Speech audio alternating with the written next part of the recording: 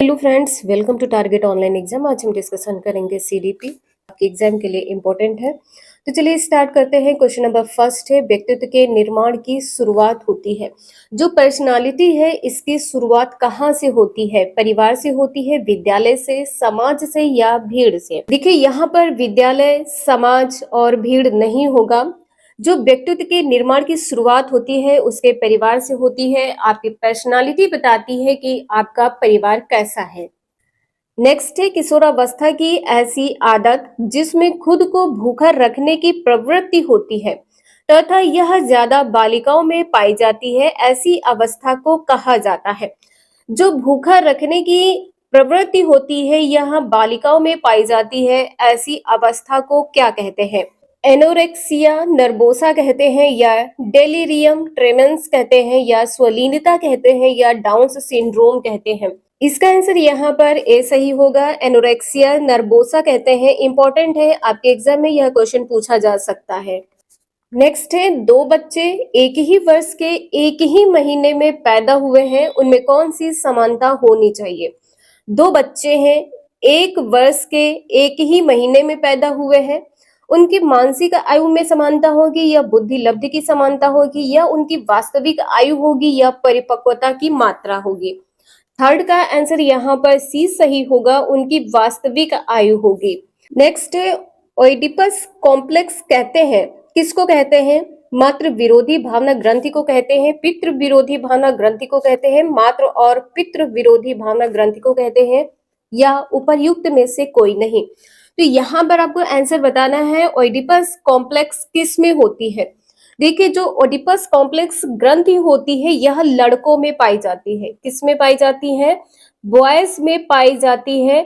और यह ग्रंथि किसकी विरोधी भावना ग्रंथि होती है?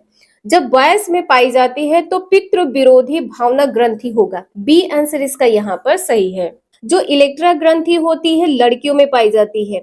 इलेक्ट्रा ग्रंथि लड़कियों में पाई जाती है। इलेक्ट्रा ग्रंथि किसमें पाई जाती है? लड़कियों में पाई जाती है। इलेक्ट्रा ग्रंथि पितृ प्रेम भाव को दर्शाती है। पितृ प्रेम भाव को दर्शाती है, इससे ध्यान रखिएगा।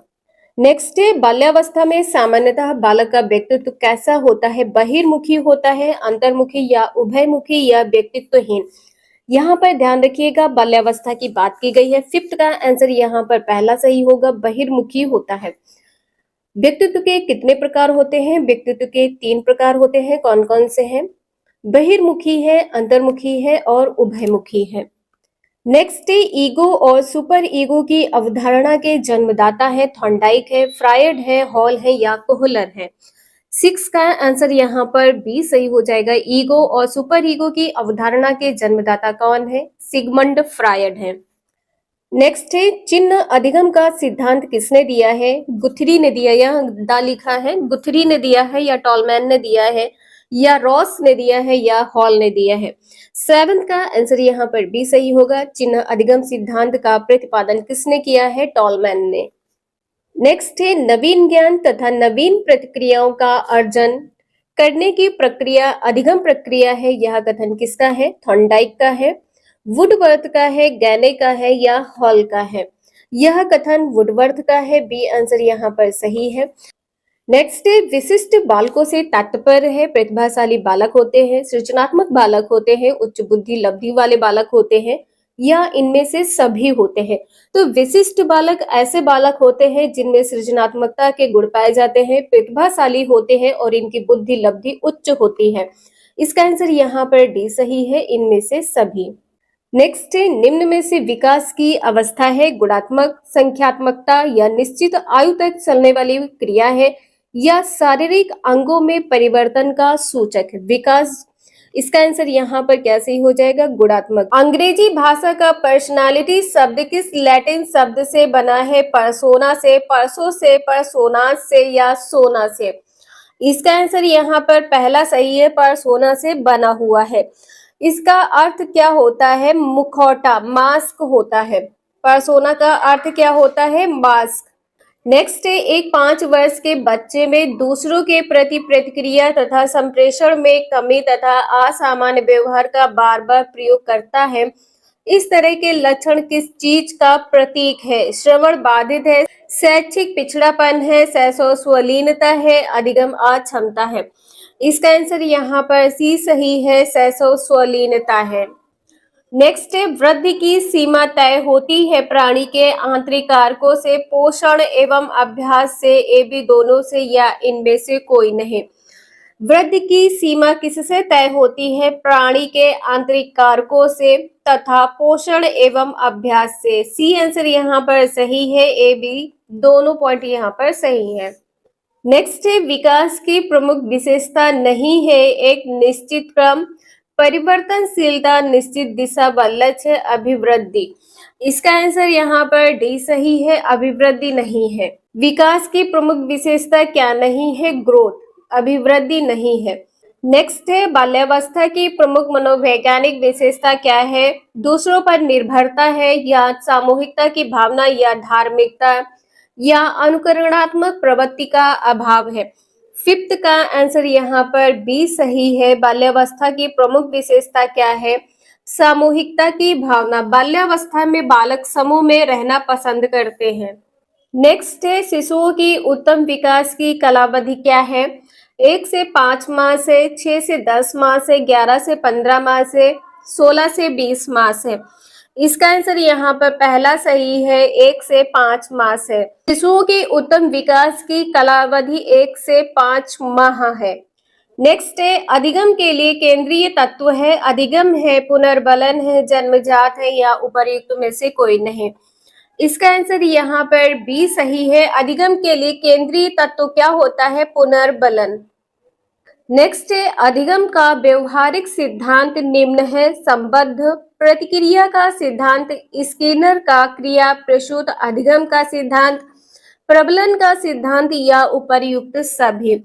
एर्थ का आंसर यहाँ पर डी सही है। अधिगम का व्यवहारिक सिद्धांत के अंतर्गत ये सभी आते हैं। इसे नोट कर लीजिएगा आप लोग, आपके एग्जाम में पूछा जा सकता है। नेक्स्ट है, जिन बालकों की बुद्धि लब्धि 70 से कम होती है उन्हें मंदबुद्धि बालक कहते हैं। यह कथन किसका है? स्किनर का है, या पोलक का है, क्रो एंड क्रो का है, या इनमें से कोई नहीं। इसका आंसर यहाँ पर सी सही है, क्रो एंड क्रो का कथन है। कथन से संबंधित क्वेश्चन आपके एग्जाम में पूछा जाएगा।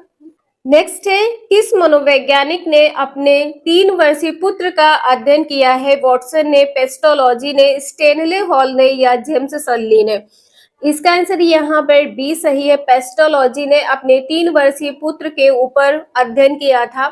ये सभी क्वेश्चन आपके एग्जाम में पूछे जा सकते हैं। वीडियो यूजफुल लगे लाइक करें, चैनल को सब्सक्राइब करें एंड शेयर करें। Thank you for watching this video. प्राचीन काल में व्यक्तित्व किस पर आधारित होता था? सर्वांगीण विकास पर, या शारीरिक रचना पर, ए बी दोनों पर, या इनमें से कोई नहीं।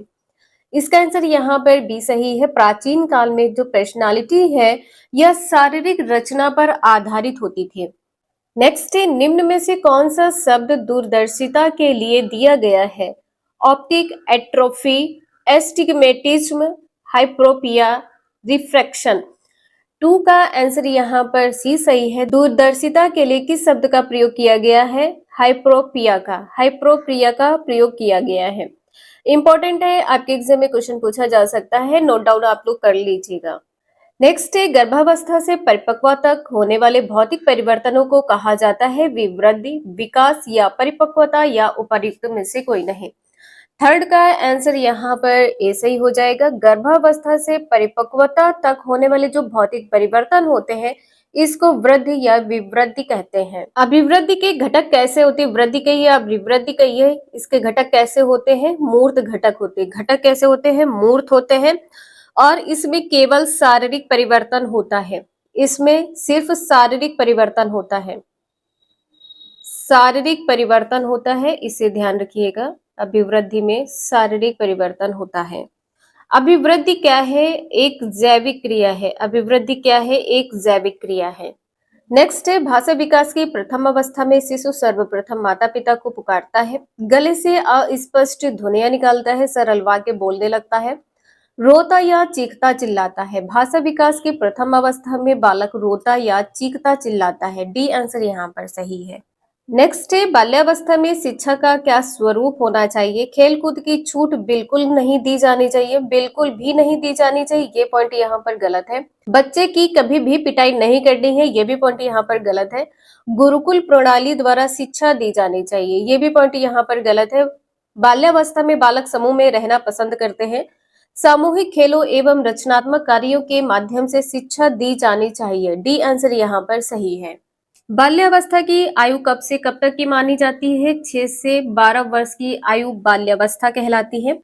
नेक्स्ट है अभिवृद्धि और विकास एक दूसरे के विरोधी होते हैं, पूरक होते हैं, समान होते हैं या उल्टे होते हैं। अभिवृद्धि और विकास एक दूसरे के पूरक होते हैं, बी आंसर यहाँ पर सही है। अभिवृद्धि में क्या होता है, शारीरिक परिवर्तन होता है, और ये घटक कैसे होते हैं, इसके घटक मूर्त होते हैं। जबकि विकास में शारीरिक और मानसिक पक्ष दोनों होते हैं। शारीरिक तथा मानसिक पक्ष दोनों होते हैं। शारीरिक और मानसिक पक्ष दोनों होते हैं। जो विकास की प्रक्रिया है जन्म से लेकर मृत्यु तक चलती है। विकास दो मुख्य तत्वों पर निर्भर करती है, पहला है वंशानुक्रम, दूसरा है वातावरण। नेक्स्ट है सीखना है व्यवहार में परिवर्तन, अनुभव तथा अभ्यास का परिणाम, व्यवहार में अपेक्षाकृत स्थायी परिवर्तन, उपर्युक्त सभी। सेवंथ का आंसर यहाँ पर डी सही है। सीखने से जो आपके व्यवहार में है उसमें परिवर्तन किया जा सकता है, बिल्कुल सही है। अनुभव तथा अभ्यास का परिणाम सीखना है, व्यवहार में अपेक्षाकृत स्थायी परिवर्तन भी सीखना है, डी आंसर यहाँ पर सही है। नेक्स्ट है तत्परता का नियम किसने दिया है। थॉर्नडाइक ने दिया है, स्किनर ने दिया है, मन ने दिया है या गुथरी ने दिया है। तत्परता का नियम किसने दिया है, थॉर्नडाइक ने दिया है। 3 प्रमुख नियमों में एक तत्परता का नियम है, 3 प्रमुख नियम दिए हैं और 5 गौड़ नियम दिए हैं। 3 प्रमुख नियम में तत्परता है, अभ्यास है, प्रभाव है।